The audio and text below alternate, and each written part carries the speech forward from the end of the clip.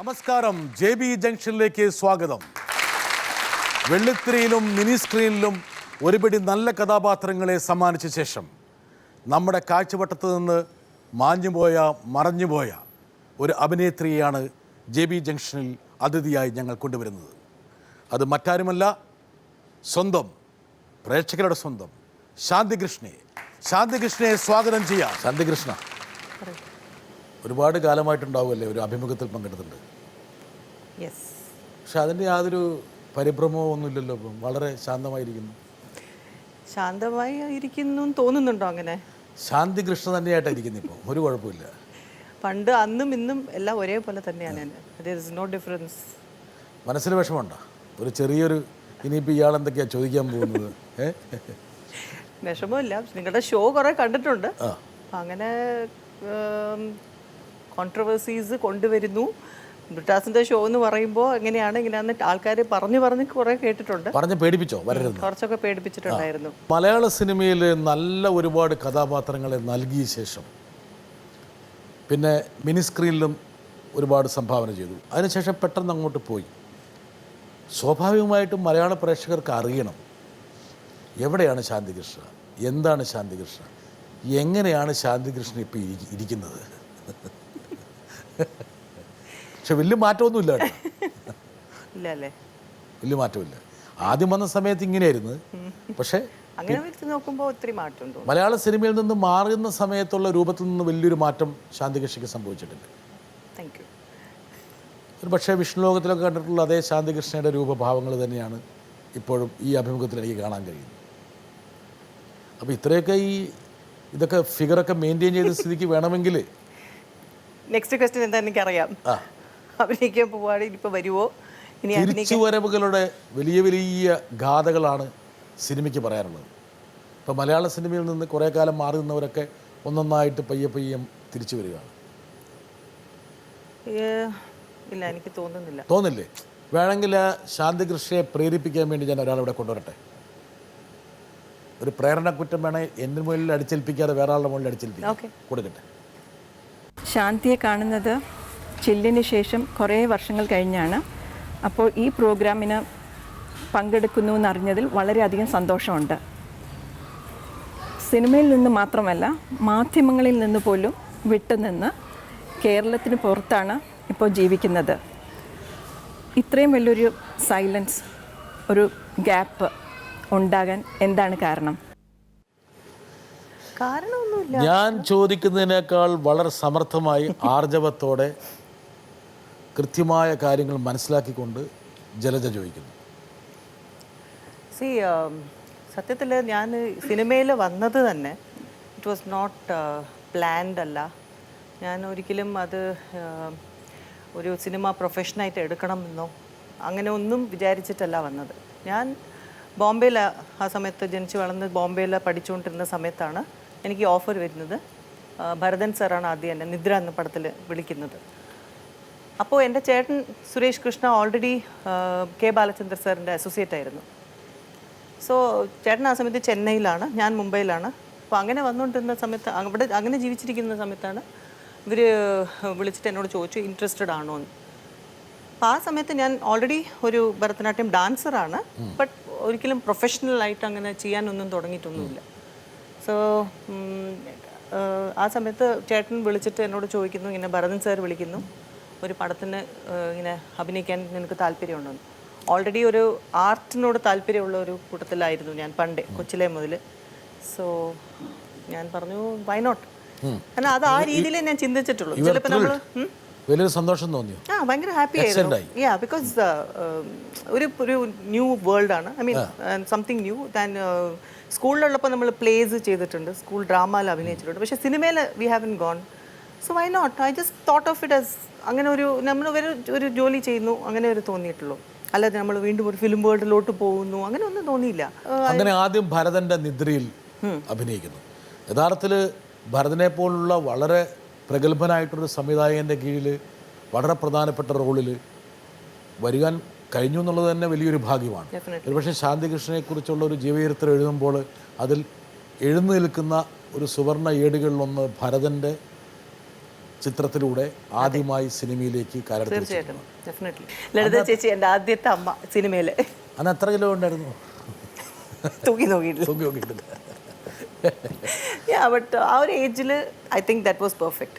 Because ആ സിനിമയിൽ അത് പെർഫെക്റ്റ് സിനിമയിലും പെർഫെക്റ്റ് ആയിരുന്നു. ആൻഡ് ഐ ഫെൽറ്റ് നമ്മൾ ആസ് എ ഒരു 16 year old എന്നൊക്കെ പറയുമ്പോൾ നമ്മൾ ആക്ച്വലി അത് ഒരു വിധത്തിൽ ആദ്യം ഈ പറഞ്ഞ അഭിനയിക്കാൻ വേണ്ടി സെറ്റിലെത്തിയപ്പോൾ വളരെ പ്രധാനപ്പെട്ട റോളിലേക്കാണ് ഒന്നും ചിന്തിച്ചില്ല?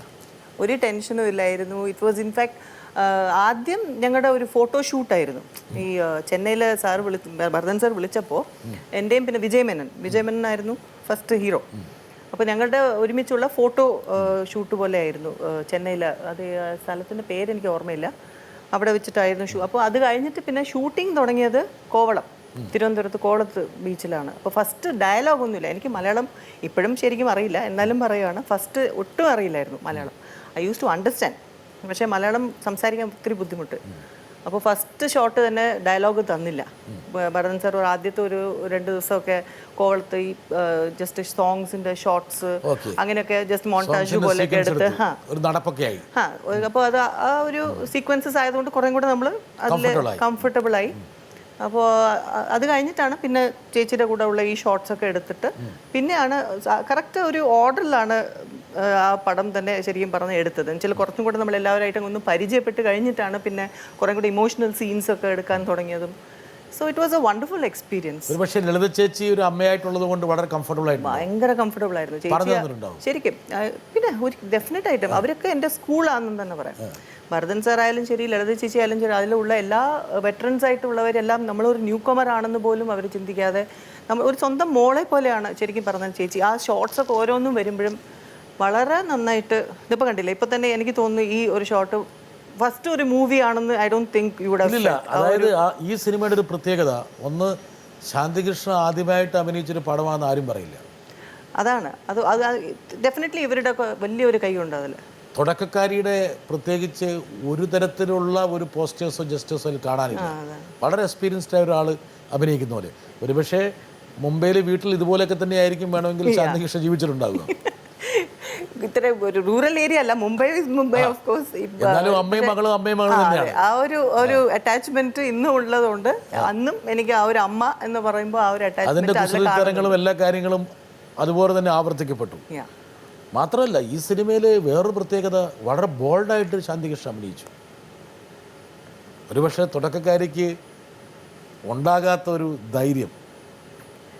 ഞാൻ അതിൽ അത്രയും ബോൾഡായിട്ടെന്ന് പറയാൻ പ്രത്യേകിച്ച് അങ്ങനെ അതിലെ ചില ഞാൻ ഉദ്ദേശിക്കുന്നത് വളരെ ഗ്ലാമറസ് ആയിട്ട് അഭിനയിച്ചു. തോന്നുന്നുണ്ടോ അങ്ങനെ? ഗ്ലാമറസ് റോൾ അതിൽ കുറച്ച് മിക്സ് ആയിരുന്നു.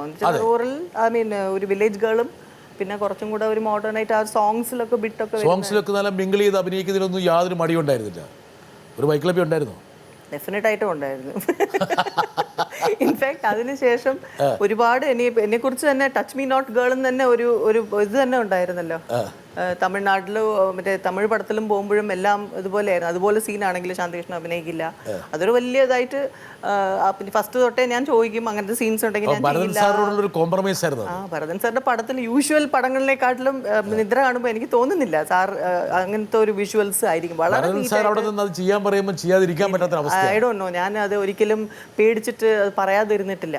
I have always gone and sir എനിക്കത് കംഫർട്ടബിൾ അല്ല എന്ന് പറഞ്ഞാൽ ഓക്കെ ഒരിക്കലും നിർബന്ധിച്ചിട്ടുമില്ല. ബിക്കോസ് ആ രീതിയിലാണ് ഇൻഫാക്ട് അത് അത്ര അത്യാവശ്യമുള്ള ഒരു ഷോർട്സും ഇല്ലായിരുന്നു. എന്നുവെച്ചാൽ ആ ഒരു സീൻ അത് വേണം, അതുകൊണ്ട് അങ്ങനെ ചെയ്തേ പറ്റൂ. അങ്ങനെ ഒരു സിറ്റുവേഷൻസ് ഇതേ വരെ ഒരു ഡയറക്ടേഴ്സിന്റെ മുമ്പിലും എനിക്ക് അങ്ങനെ ഒരു പ്രോബ്ലം വന്നിട്ടില്ല. ഈ സിനിമ വീണ്ടും പുതിയ നിദ്രയായിട്ട് വന്നു. ആ സമയത്തിൽ ഇല്ല, ഞങ്ങൾക്ക് പടം മുഴുവനും കാണാൻ പറ്റി, കുറച്ച് കണ്ടായിരുന്നു. പക്ഷെ ആ പടത്തിന്റെ തുടക്കത്തിന്റെ അതായത് പൂജയുടെ സമയത്ത് ലളിത ചേച്ചി എന്നെ വിളിച്ചായിരുന്നു. ചേച്ചി പറഞ്ഞായിരുന്നു ഇങ്ങനെ വരണം. കൊച്ചിയിലായിരുന്നു അതിൻ്റെ. അപ്പോൾ സിദ്ധാർത്ഥ ഫസ്റ്റ് ഡയറക്ഷനാണ്. അപ്പോൾ ഇത് നിദ്രയിൽ അന്ന് അഭിനയിച്ച എല്ലാവരും അതിൽ വന്ന് ഒന്നുകൂടെ ബെസ്റ്റ് വിഷസ് പറയണം എന്നൊക്കെ പറഞ്ഞു. പക്ഷെ എനിക്ക് വരാൻ പറ്റിയില്ല, ബിക്കോസ് മക്കളുടെ അവരുടെ എക്സാംസ് ഒക്കെ ആയിരുന്നു ആ സമയത്ത്. ബട്ട് ചേച്ചി അത് വിളിച്ചതിന് എനിക്ക് ഭയങ്കര സന്തോഷമായിരുന്നു.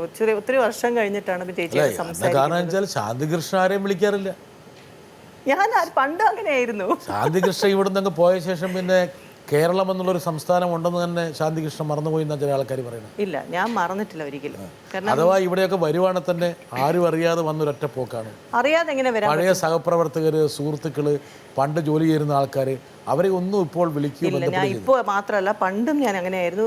ഇന്നും എന്നെക്കുറിച്ച് ഒരു ഒരു ഒരു എന്താ പറയുക, ഒരു ഫോൾട്ട് എന്നിൽ എന്ന് പറയാനാണെങ്കിൽ may be people will say friendship അധികം ശാന്തിക്കില്ല എന്ന് പറയാം. ഐ ഡോണ്ട് നോ, പണ്ട് മുതലേ എനിക്ക് ഈവൻ ഇൻ സ്കൂൾസ് ഒരു വളരെ ഇൻട്രോവേർട്ട് എന്ന് പറയാൻ പറ്റില്ല. ബട്ട് അതേ സമയത്ത് I was not overtly friendly with many people all together. എനിക്ക് എൻ്റെ ലൈഫിൽ തന്നെ ഇത്രയും വർഷം ലൈഫിൽ എനിക്ക് എല്ലാമായ സത്യം പറഞ്ഞാൽ എൻ്റെ കൂട്ടത്തിൽ എൻ്റെ ഫ്രണ്ടായിട്ട് എൻ്റെ അമ്മ തന്നെ ഇന്നും. അപ്പോൾ ആ ഒരു സിറ്റുവേഷനിൽ എനിക്ക് തോന്നുന്നു may be because of that എനിക്ക് പറയാനുള്ളതും ഒരു ഫ്രണ്ടായിട്ടും ഒരു അമ്മ ആയിട്ട് മാത്രമല്ല, എൻ്റെ അമ്മ എൻ്റെ ഒരു ഫ്രണ്ടുമായിട്ടാണ് ഇത്രയും വർഷം എൻ്റെ കൂടെ നിന്നതും എല്ലാം. സോ മേ ബി എല്ലാം കൂടി ഞാൻ അമ്മയുടെ അടുത്ത് സംസാരിച്ച് എല്ലാം തീർത്തത് കൊണ്ടായിരിക്കും. ശാന്തികൃഷ്ണയുടെ കൂടെ സിനിമയിൽ അഭിനയിച്ച പല ആൾക്കാർ, സിനിമ സംവിധാനം ചെയ്ത ആൾക്കാർ, സിനിമയിൽ പ്രവർത്തിച്ച ആൾക്കാർ, അവരോടൊക്കെ ചോദിക്കുമ്പോൾ അവരിപ്പോൾ ബാംഗ്ലൂരാണോ, അമേരിക്കയിലാണോ, ലണ്ടനിലാണോ? അറിയില്ല കേട്ടോ. എവിടെയോ ഉണ്ട് അല്ലേ? എവിടെ ഉണ്ട്. അതുപോലെ ഇടയ്ക്കിടയ്ക്ക് വിളിക്കുന്നത് ഇവിടെ വന്നിട്ട് ഞാൻ ഹലോ ഐ എം അലൈവ്. പൊതുവെ ഒതുങ്ങിക്കൂടിയും കൊണ്ട് ശാന്തികൃഷ്ണൻ ജീവിക്കുകയാണ്. ശാന്തികൃഷ്ണൻ പറഞ്ഞൊരു കാര്യമുണ്ട്, വളരെ ആകസ്മികമായിട്ടാണ് സിനിമയിൽ വന്നതെന്ന്. എനിക്ക് തോന്നുന്നു കേരളത്തിലെ എല്ലാ നടികളും ഒരുപക്ഷെ അങ്ങനെയായിരിക്കും വന്നിട്ടുണ്ടാകുക. ഒരു ഡെലിബറേറ്റ് ആയിട്ടുള്ളൊരു തീരുമാനത്തിൻ്റെ അടിസ്ഥാനത്തിൽ വന്നവരെക്കാൾ സിനിമയിൽ വിജയിച്ചത് ആകസ്മികമായി വന്നത്. ആ ആകസ്മികതയായിരിക്കാം ശാന്തികൃഷ്ണയ്ക്ക് മുമ്പോട്ടുള്ള പോക്കിലൊരു ഊർജ്ജമായിട്ട് മാറിയിട്ടുണ്ടാവുക. പക്ഷെ നിദ്ര കഴിഞ്ഞപ്പോഴേക്കും ശാന്തികൃഷ്ണൻ നിദ്രയിൽ നിന്ന് എഴുന്നേറ്റു. അത് ഞാൻ പറയാം. ആക്ച്വലി നിദ്ര പടത്തിന് വേണ്ടി വിളിച്ചപ്പോൾ സൈമൾട്ടേനിയസ് ആയിട്ട് തമിഴിൽ ഗംഗയമരൻ സർ വിളിച്ചായിരുന്നു പനീർ പുഷ്പങ്ങൾ എന്ന പടത്തിൽ. 2 പടവും ഒരുമിച്ച് ആണ് ഞാൻ എന്നെ ബുക്ക് ചെയ്തിരുന്നത്. നിദ്ര ഫസ്റ്റ് സ്റ്റാർട്ട് ചെയ്തു എന്നേ ഉള്ളൂ ഷൂട്ടിങ്. അത് കഴിഞ്ഞ് കുറച്ചാകുമ്പോഴേക്കും ഞാൻ പനീർ പുഷ്പങ്ങളിൽ വർക്ക് ചെയ്യാൻ തുടങ്ങി. അപ്പോൾ സൈമൾട്ടേനിയസ് ആയിട്ട് മലയാളത്തിലും തമിഴിലുമായിട്ട് ഞാൻ ഇൻട്രൊഡ്യൂസ് ആയി തന്നെ പറയാം. ആൻഡ് 2ഉം നല്ല ബാനറും നല്ല ഡയറക്ടേഴ്സും ഒക്കെ ആയിരുന്നു. ഡയറക്ടേഴ്സ് സന്താന ഭാരതി ആൻഡ് പി വാസു. ഇന്ന് അവർ സെപ്പറേറ്റ് ആയിട്ട് ഒരാൾ അഭിനയിക്കുന്നു, ഒരാൾ വലിയ ഡയറക്ടർ ആയിട്ടായിരുന്നു. പക്ഷെ അന്ന് അവരുടെയും ഫസ്റ്റ് പടമായിരുന്നു ഭാരതി വാസു. ഗംഗാവരൻ സാറിൻ്റെ അത് ഫസ്റ്റ് പടമായിരുന്നു ആസ് എ പ്രൊഡ്യൂസർ.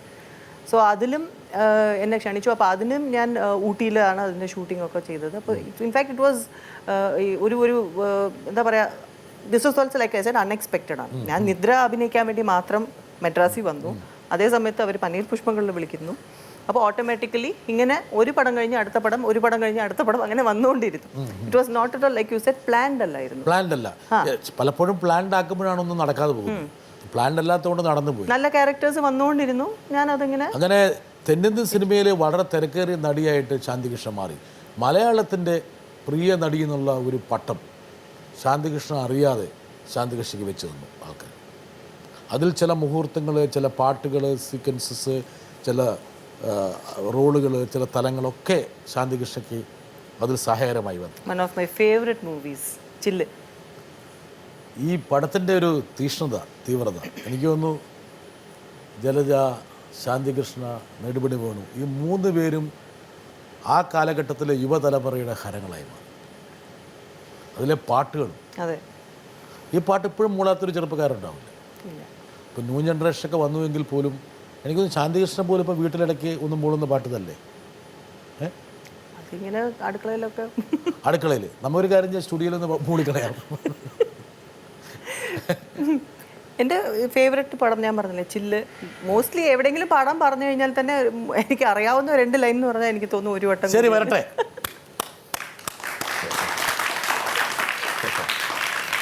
ഒരു വട്ടം കൂടിയെന്നോർമകൾ നീയുന്ന തിരുമുറ്റത്തെത്തുവാൻ മോഹം.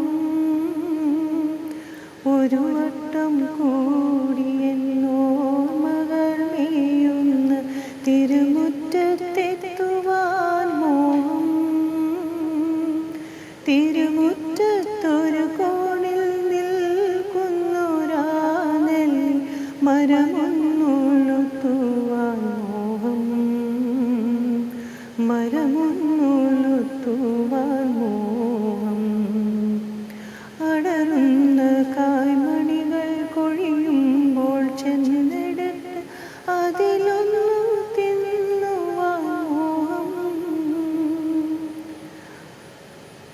തുകമിഴും കൈപ്പും പുളിപ്പും മധുരവും നുകരുവാനെപ്പോഴും മോഹം. തൊടിയിലെ കിണർ വെള്ളം കോരി കുടിച്ച് എന്ത് മധുരമെന്നോതുവാൻ മോഹം. ആ ആ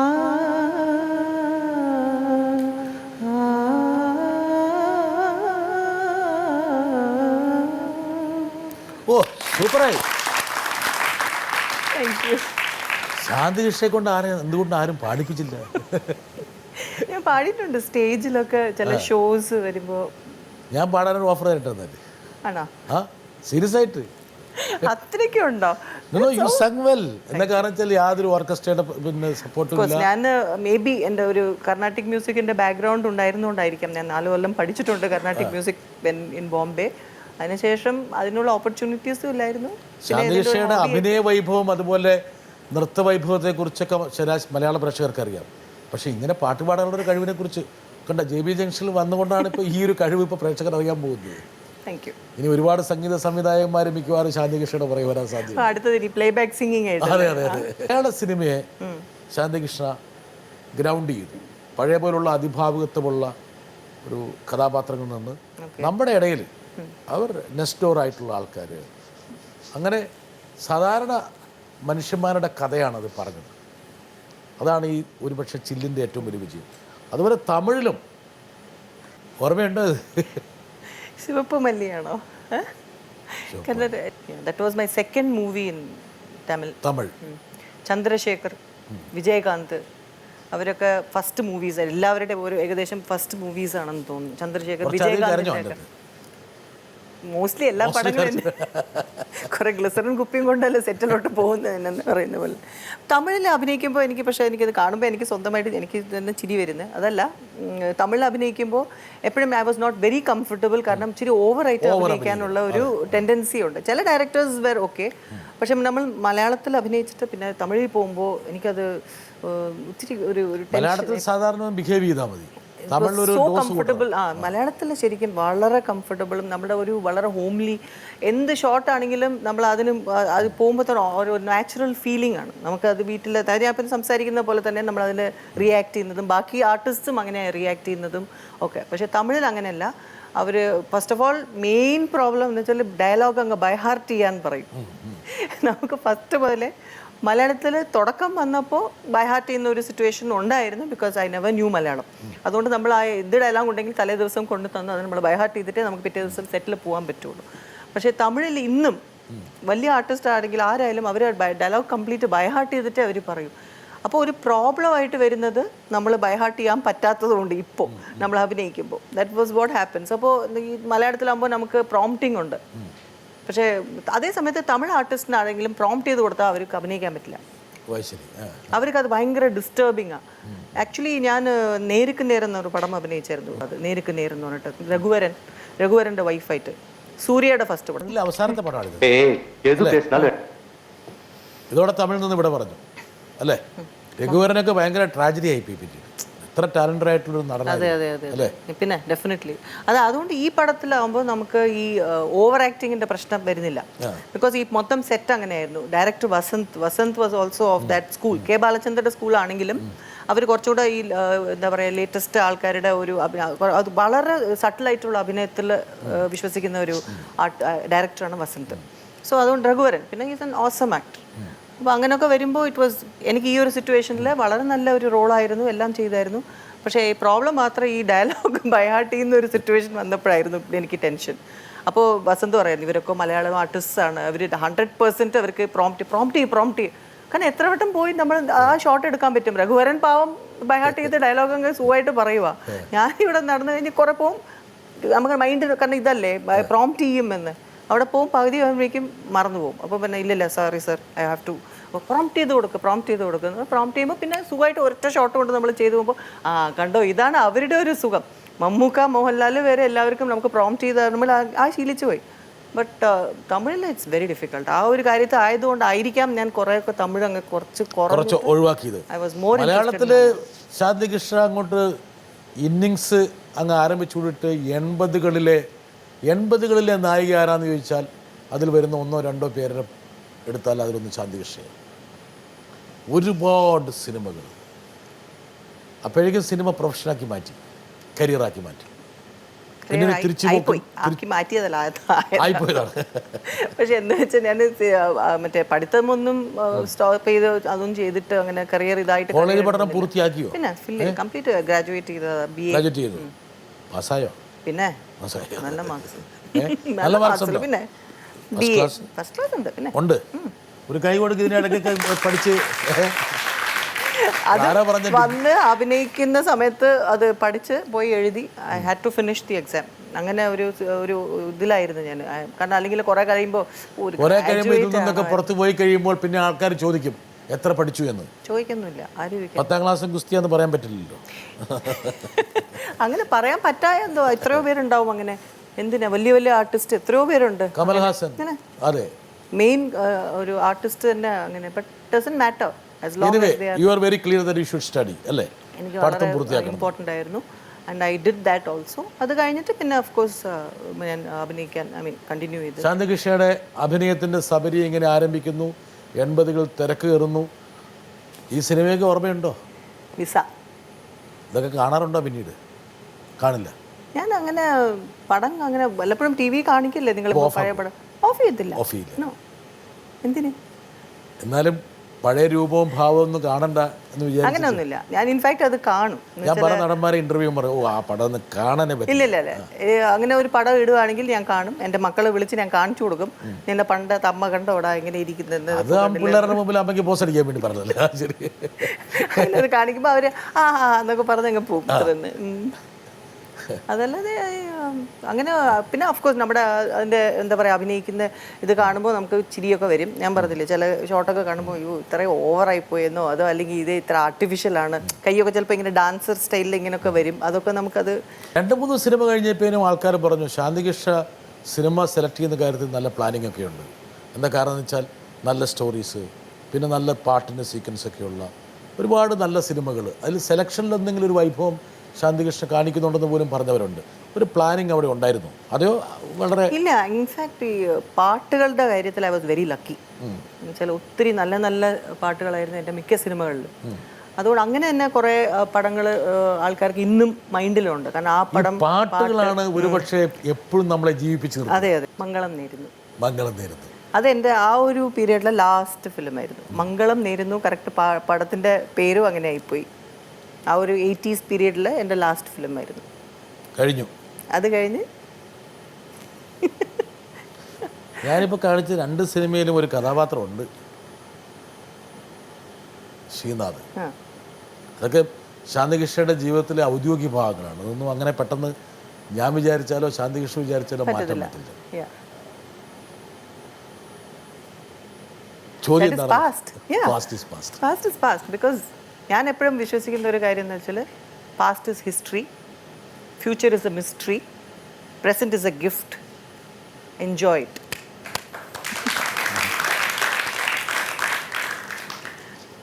കാരണം ഇന്നും നമ്മൾ പാസ്റ്റ് എന്നൊക്കെ പറഞ്ഞുകൊണ്ട് നമ്മൾ ഇരുന്ന് ജീവിക്കാൻ പറ്റില്ല ആർക്കായാലും. ശരി, ഇറ്റ്സ് നോട്ട് ജസ്റ്റ്. ഒരുപക്ഷെ പഴമയിൽ നിന്ന് മോചനം നേടിക്കൊണ്ടാണ് ശാന്തികൃഷ്ണ ഇതുപോലെ ഊർജ്ജസ്വലായിരിക്കുന്നത്.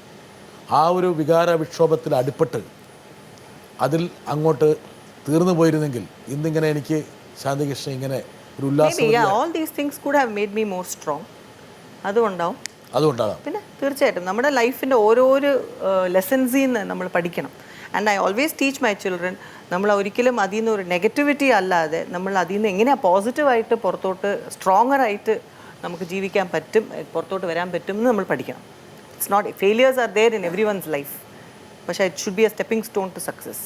നമ്മളെപ്പോഴും മറക്കാൻ ആഗ്രഹിക്കുന്ന പല കാര്യങ്ങളും മനുഷ്യരായതുകൊണ്ട് ഇടയ്ക്ക് വന്ന് കയറും. ഓക്കെ. ഈ മനസ്സിനൊരു പ്രത്യേകത കാര്യമുണ്ട്. നമ്മളെന്ത് ഈ സൈക്കിൾ പഠിക്കുന്ന പോലെയാണ്. സൈക്കിൾ പഠിക്കുമ്പോൾ മുമ്പിലുള്ളൊരു സംഭവത്തെ ഇടിക്കരുതെന്ന് വിചാരിച്ച് അവിടെ പോയി ഇടിച്ചിരിക്കും. സൈക്കിൾ പഠിച്ചിട്ടുണ്ടോ? ആദ്യം ഇന്ന സ്ഥലത്ത് പോയിട്ട് മുട്ടറെന്ന് വിചാരിച്ച 100 തന്നെ പേടിക്കില്ലേ? Depends on the driver maybe. 101% അത് സംഭവിച്ചിരിക്കും. ഓക്കെ. രണ്ടാമത് ഈ മനസ്സിൻ്റെ വേറൊരു പ്രശ്നം, വല്ലാത്ത തൊന്തര പിടിച്ച സാധനമാണ് ഈ മനസ്സെന്ന് പറയുന്നത്. ഇന്ന സാധനം ഞാൻ ആലോചിക്കില്ല എന്ന് വിചാരിച്ചാൽ അത് ആലോചിപ്പിച്ചിരിക്കാം. But it depends on the individual. നമുക്ക് അത് കൺട്രോൾ ചെയ്യാൻ പറ്റുമെങ്കിൽ that's the way we have to live. നമുക്ക് എന്താ പറയുക, ഈ തോട്ട് പ്രോസസ്സസ് കണ്ടിന്യൂസ് ആയിട്ട് നമ്മുടെ ലൈഫിൽ എല്ലാവരുടെയും മൈൻഡിലും ഇങ്ങനെ പോയിക്കൊണ്ടിരിക്കുന്ന ഒരു സംഭവമാണ്. Thought process can not be stopped. But അത് നമ്മൾ ഏത് രീതിയിൽ അത് കൺട്രോൾ ചെയ്യാൻ പറ്റും എന്ന് നമ്മുടെ കയ്യിലേ ഉള്ളൂ.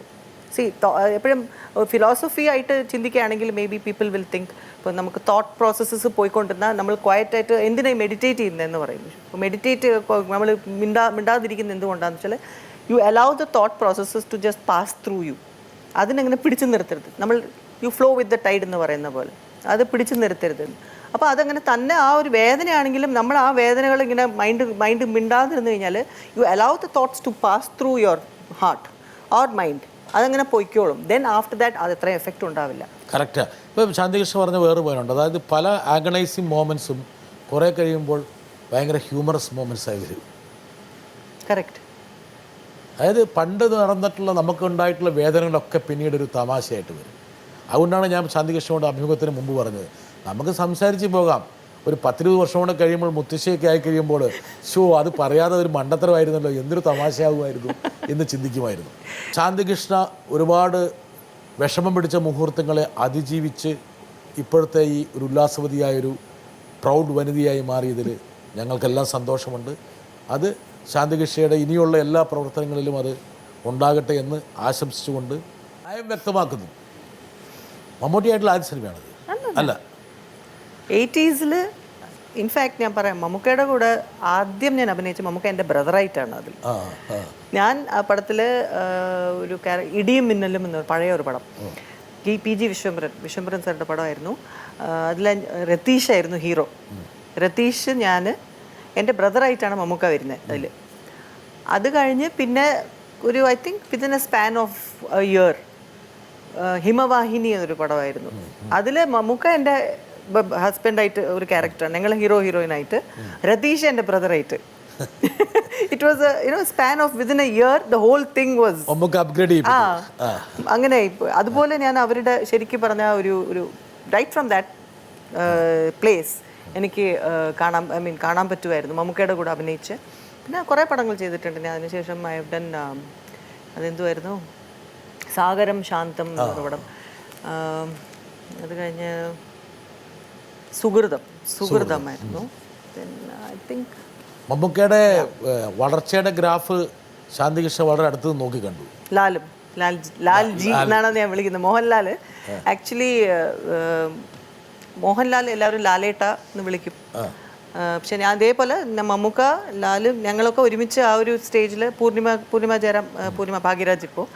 സോ എല്ലാവരും ഏകദേശം ഒരേ ടൈമിൽ അവിടെ സ്ക്രീനിലൊക്കെ വന്ന സമയമാണ്. ലാൽജി എന്ന് ഞാൻ മാത്രമേ തോന്നുന്നു വിളിക്കുന്നത്. ബിക്കോസ് ലാലു എന്നൊക്കെ കവിയൂർ പൊന്നമ്മ ചേച്ചിയൊക്കെ വിളിക്കുന്ന ലാലു വിളിക്കും, ലാലേട്ട എന്ന് വിളിക്കും, മോഹൻലാൽ എന്ന് ആൾക്കാർ പറയും, സാർ എന്ന് പറയും. പക്ഷെ ഞാൻ എന്താണെന്ന് അറിയില്ല, ഫസ്റ്റ് ലാൽ എന്ന് വിളിക്കാൻ എനിക്ക് അന്ന്, കാരണം he was coming up as A star. അപ്പോൾ ആ സിറ്റുവേഷനിൽ ലാൽ എന്ന് പറയാൻ എനിക്ക് തോന്നിയില്ല. ലാൽജി, മേ ബി ഞാൻ ബോംബെന്ന് ഉള്ള ഒരു ഹിന്ദി ഇൻഫ്ലുവൻസ് ഉണ്ടായിരുന്നുകൊണ്ടായിരിക്കാം. അപ്പോൾ ഇന്നും ഞാൻ സത്യം പറഞ്ഞാൽ ഇപ്പോൾ വിളിക്കുകയാണെങ്കിൽ may be I just tell Lalji എന്ന്. മമ്മൂക്ക ഓഫ് കോഴ്സ് പണ്ട് തൊട്ടേ മമ്മൂക്ക എന്ന് വിളിക്കുന്നത് ലാൽജി. അപ്പോൾ അങ്ങനെ ഒരു ഇതിൽ അവരെല്ലാവരും കൂടെ ഒരുമിച്ച് ഹിമവാഹിനിയിൽ, in fact Lalji had already acted in another part അതിലും. അപ്പോൾ ഞങ്ങൾ എല്ലാവരും ഒരു പടത്തിലായിരുന്നു, രതീഷ്, ഞാൻ, മമ്മൂക്ക, ലാൽ എല്ലാവരും കൂടി ഒരുമിച്ച് ഒരു പടത്തിൽ. It was a very good movie also, Himavahini. അതും PG വിശ്വംഭരൻ സാറുടെ പടമായിരുന്നു. സോ ഇവരുടെ എല്ലാവരുടെയും കൂടെ തന്നെ, അതുകൊണ്ടാണ് ഇന്നും അവർ മെഗാസ്റ്റാർ ആണെങ്കിലും എനിക്ക് സത്യം പറഞ്ഞാൽ നേരിട്ട് കാണുമ്പോൾ I don't know how I will react. ഇവരൊന്നും കാണാറില്ലേ? ഇല്ല, ഒരുപാട് കാലമായി കണ്ടിട്ടില്ല, ഒരുപാട് വർഷമായി. പിന്നെ ഓഫ് കോഴ്സ് കാണുന്ന ഒരു വേദി ഇല്ലല്ലോ, അങ്ങനെ ഒരു സിറ്റുവേഷനേ ഇല്ലല്ലോ. Unless and until may be എവിടെയെങ്കിലും ഏതെങ്കിലും ഫ്ലൈറ്റിൽ പോകുമ്പോൾ മേ ബി അങ്ങനെ കാണുവാണെങ്കിലേ ഉള്ളൂ. ഒത്തിരി പടങ്ങളുണ്ട്, വീണവായി. അതെ അതെ, ശാന്തികൃഷ്ണ ഈ ഒരു പരിപാടി ഇതുമായിട്ട് കാണുക എപ്പോഴും ഒത്തിരി ഉണ്ട്. വിഷ്ണു ലോകം ഞാനിന്ന് വന്നപ്പോഴും ഞാൻ നോക്കി വല്ല കൈലതുണ്ടോ സരസ്വതിയായി ഇല്ല. പക്ഷെ നല്ല ഓഫ് കോഴ്സ് എനിക്കതൊക്കെ ഇഷ്ടമുള്ള ഒരു സംഭവങ്ങളാണ്. അതുകൊണ്ട് ഈ പടം ഒരുപാട് എന്താ പറയാ, അല്ലാതെ പ്രേക്ഷകരെ പിടിച്ച് വിഷ്ണു ലോകം. ഒരു മൂടി ക്യാരക്ടർ. ഞാൻ ഒരു രണ്ടാം വരവിൽ വന്ന പടങ്ങളാണ് ഇതൊക്കെ. നയം വ്യക്തമാക്കുന്നു, വിഷ്ണുലോകം, പിന്നെ ജയറാമായിട്ട് എന്നും നന്മകൾ. ഇത് മൂന്നും ഐ തിങ്ക് ഏകദേശം ഒരേ ടൈമിലാണ് അടുപ്പിച്ചടുപ്പിച്ച് ഞാൻ ചെയ്ത പടങ്ങളാണ്. ജയറാമിൻ്റെ കൂടെ ഫസ്റ്റ് പടം എന്നും നന്മകൾ, സത്യനന്ദി കണ്ടു. 91-ലാണല്ലേ അല്ലേ ഈ 3 സിനിമകൾ റിലീസാകുന്നത്? ആ ടൈമിലാണ്. 91-ലാണ്. അതെ അതെ. ലാല്, മമ്മൂട്ടി, ജയറാം, അങ്ങനെ ആ കാലഘട്ടത്തിൽ നിറഞ്ഞു നിന്നിരുന്ന എല്ലാ നായകന്മാരോടൊപ്പം തോളോട് തോൾ ചേർന്ന് അഭിനയിക്കാനുള്ള ഒരു ഭാഗ്യം ശാന്തികൃഷ്ണയ്ക്കുണ്ടായി. എന്ത് വ്യത്യാസമാണ് മോഹൻലാലിൻ്റെ കൂടെ അഭിനയിക്കുമ്പോഴും മമ്മൂട്ടിയുടെ കൂടെ അഭിനയിക്കുമ്പോഴും ഉണ്ടാകുന്നത്? What is your comfort level?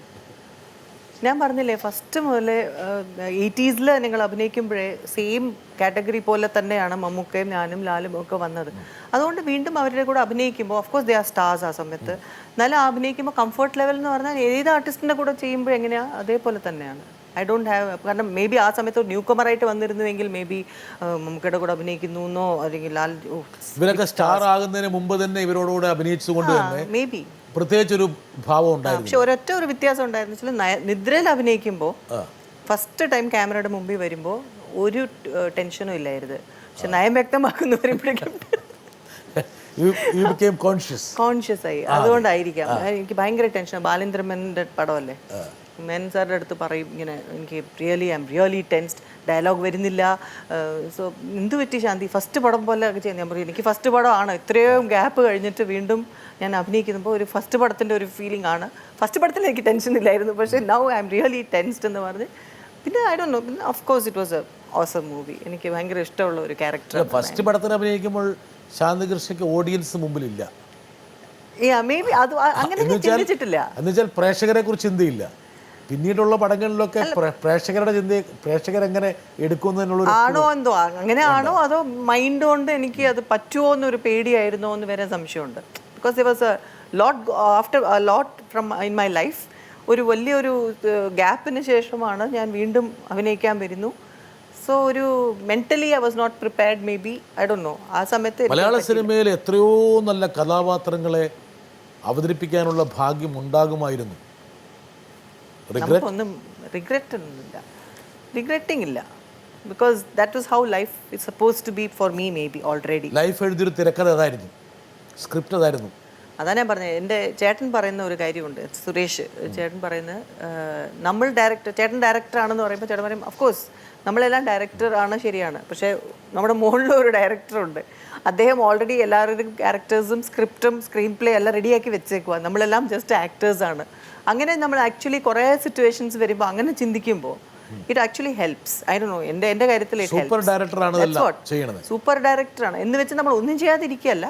But whatever it is, അദ്ദേഹം ഒരു ഓൾറെഡി സ്ക്രിപ്റ്റും സ്ക്രീൻ പ്ലേയും ഒക്കെ എഴുതി വെച്ചിട്ടുണ്ട്. നമ്മൾ വരും അതിൻ്റെ ഒരു ആക്ടേഴ്സാണ്, നമ്മൾ ആക്ട് ചെയ്യുക അത്. സോ അത് മൈൻഡ് വിചാരിച്ചു കഴിഞ്ഞാൽ എല്ലാം ഞാനാണ് ചെയ്യുന്നത് നമ്മൾ എന്നൊക്കെ പറഞ്ഞ ആ ഒരു ഈഗോവും വരത്തില്ല. Automatically you will know how to maybe ഒരു ഡിഫിക്കൽട്ട് സിറ്റുവേഷനിൽ നിന്ന് ഈസി ആയിട്ട് maybe you can even get out of it.